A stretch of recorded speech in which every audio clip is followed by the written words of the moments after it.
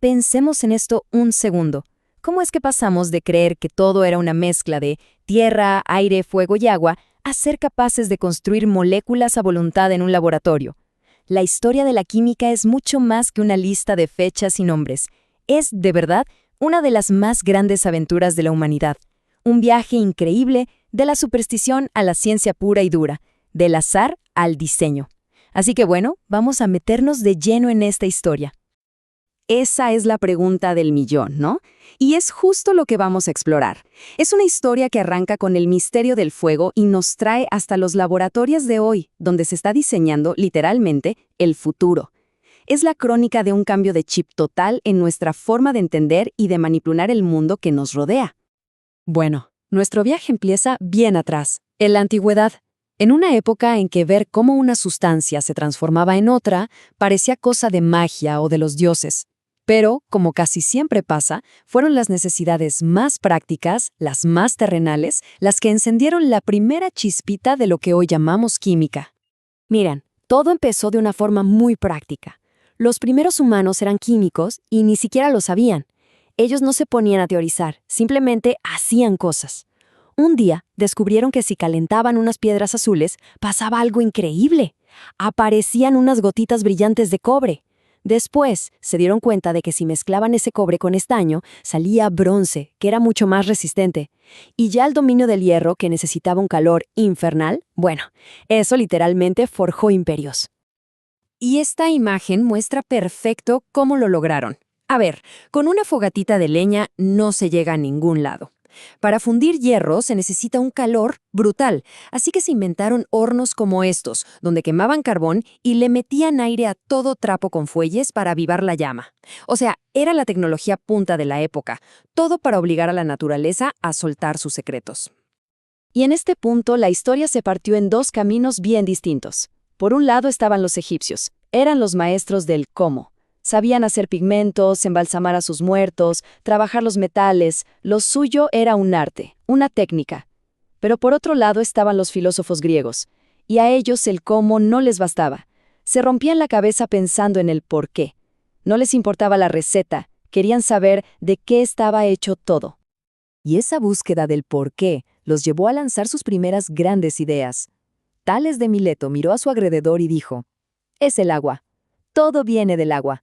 Después llegó Anaxímenes y dijo: «No, es el aire». Y Heráclito, que veía que todo estaba en constante cambio, apostó todo al fuego. Obviamente estaban equivocados, pero ojo, fue el primer intento serio de la humanidad de encontrar un orden, algo simple, en medio de la complejidad del mundo. Ahora, demos un buen salto en el tiempo para entrar en una era fascinante y un poco loca, dominada por una obsesión que duró casi 2000 años, la alquimia. Un campo que era una mezcla rarísima de ciencia, filosofía, misticismo, y todo impulsado por una búsqueda casi imposible. El gran objetivo, el sueño de todo alquimista, era encontrar esto: la piedra filosofal. Una sustancia mítica que, según creían, no solo podía convertir un metal chatarra como el plomo en oro puro, sino que también podía curar cualquier enfermedad y hasta dar la vida eterna. Imagínense, era como el santo grial de la materia. Y si uno lo piensa, su lógica no era tan descabellada. Se decían: a ver, si de una piedra azul puedo sacar cobre, ¿por qué no voy a poder convertir el plomo en oro? Esa idea, la transmutación, se convirtió en una obsesión total que consumió la vida de muchísima gente, desde eruditos hasta charlatanes, durante siglos y siglos. Pero, y este es un pero gigante, la historia tiene una ironía increíble. Mientras buscaban oro como locos, los alquimistas se toparon, sin querer, con el verdadero tesoro. Experimentando, uno de ellos fue el primero en describir los ácidos minerales fuertes, sustancias que podían disolver cosas que nada antes podía tocar. O sea, sin buscarlo, descubrieron herramientas químicas que fueron infinitamente más valiosas que todo el oro con el que soñaban. La alquimia nos dejó herramientas muy útiles, sí, pero seguía siendo un mundo de secretos y supersticiones. Para que la química se convirtiera en una ciencia de verdad, hacía falta un cambio radical. Y esa revolución, aunque no lo crean, llegó de la mano de un instrumento súper simple: la balanza. Y aquí es donde entra en escena el gran protagonista de esta parte de la historia, un francés llamado Antoine Lavoisier, un tipo súper meticuloso, muy ordenado, que se dio cuenta de algo que parece obvio, pero que lo cambió todo. Para entender qué pasa en una reacción, no basta con mirar, hay que medir. Entonces, el punto clave es este. Lavoisier empezó a usar la balanza para todo. Pesaba los materiales antes de empezar un experimento y pesaba los productos al final, incluyendo los gases, que hasta ese momento a nadie le importaban. Y haciendo eso, demostró una de las leyes más importantes de la física. La materia no se crea ni se destruye, solo se transforma. Y con ese simple principio, ¡pum!, la química dejó de ser un arte de a ver qué sale y se convirtió en una ciencia con números. Y esta es la prueba. En su famoso libro de 1789, Lavoisier publicó esta tabla. Fue una bomba. Se acabaron los principios místicos como la sal o el azufre. Ahora había una lista de sustancias reales, cosas que no se podían descomponer en algo más simple. Oxígeno, hidrógeno, carbono. Básicamente definió lo que es un elemento y le dio a la química su primer diccionario. Muy bien, ahora los químicos tenían una lista de elementos que no paraba de crecer. Pero claro, esto trajo un nuevo problema. ¿Eran solo un montón de ingredientes sueltos o había algún tipo de patrón, una lógica secreta que los conectara a todos? La búsqueda de ese orden acababa de empezar. Para que se hagan una idea, para el año 1830 ya conocían 55 elementos distintos. ¡55!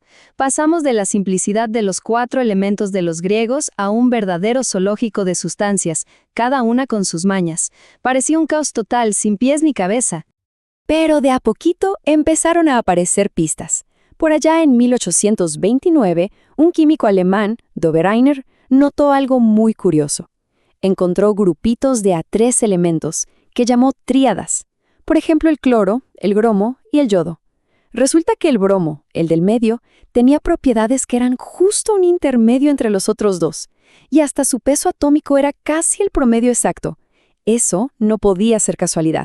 Algo había ahí. Y esto nos lleva directo al genio de Dmitri Mendeleev, porque él fue mucho más allá. Al ordenar los elementos por su peso, tuvo la audacia de dejar espacios vacíos en su tabla, y dijo, miren, acá falta un elemento que todavía no se descubrió, y les aseguro que va a tener estas propiedades. Y acertó. Cuando se encontraron esos elementos, fue la consagración. Su tabla periódica no solo era una lista, era un mapa para predecir el futuro.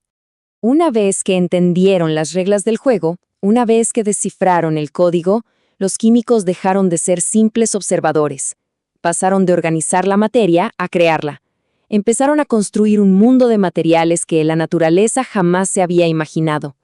Y a partir de ahí fue una verdadera explosión de creatividad. Los químicos aprendieron a jugar con las moléculas a su antojo. Crearon colorantes sintéticos, mucho más brillantes y baratos que los naturales, sintetizaron medicinas, inventaron explosivos potentísimos y finalmente unieron moléculas chiquitas en cadenas larguísimas y así crearon todo el universo de los plásticos. Y lo más curioso es que a veces los grandes avances llegaban por accidente, como la historia de Christian Schoenbein.